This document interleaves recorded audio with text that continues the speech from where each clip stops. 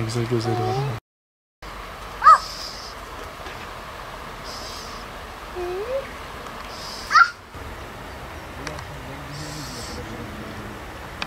ama. Biz şu an Diyarbakır'ın Dicle Nehri civarında Çarklı köyünde yaşıyoruz. Biz doğayı gezerken, Dicle Nehri'nin yanında gezerken yaralı bir hayvan bulduk. Evet, biz bir baykuş bulduk. Bu baykuş suya düşmüş şekildeydi. Yaralıydı, hayvan aciz düşmüş. Biz onu kurtardık, onu aldık, bir bakım yaptık ona. Onu ısıttık, ateş yaktık, ateşte onu ısıttık. Gerekli gereksinimlerini yaptık, giderdi. Şu an hayvan iyi, hiçbir sıkıntısı yok. Biz doğa severler olarak baykuş türünün koruma altına alınmasını ve yetkililerin de bu olaya el atmasını istiyoruz. Çünkü baykuş türü doğaya gerçekten çok faydaları var.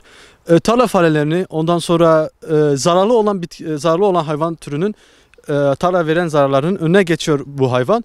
Bu yüzden ekosistemin korunması ve doğanın korunması için bu hayvanların da korunması gerekiyor. Bu yüzden biz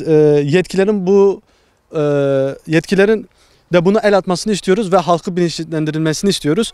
Bu konuda paneller düzenlenerek ya da broşür basılarak, halkı bilinçlendirerek daha güzel bir şekilde, daha parlak bir gelecek nesillere bırakmak için yetkililerin buna el atarak, halkı bilinçlendirerek bu katliamın önüne geçebiliriz bence. Ve baykuş türünün neslin devamını sağlanması gerekmektedir. Tamam. Şu anda Çarıklı Köyü'nde bir adet baykuş teslim aldık. Biz bunu alacağız, tedavi yapmak için Urfa'ya götüreceğiz. Urfa'da rehabilitasyon merkezi var. Tedavisi yapıldıktan sonra bu hayvanın doğaya salınacak. Doğaya salındıktan sonra bize tabii bunun şeyini gönderecekler. Hani biz bunu saldık, iyileşi tamamlandı. Bununla ilgili bize bilgi verecekler. Biz bu şekilde bize gelen yaralı hayvanları alıp Urfa'da yapıyoruz. Tedavisini yaptıktan sonra tekrar doğaya salıyoruz.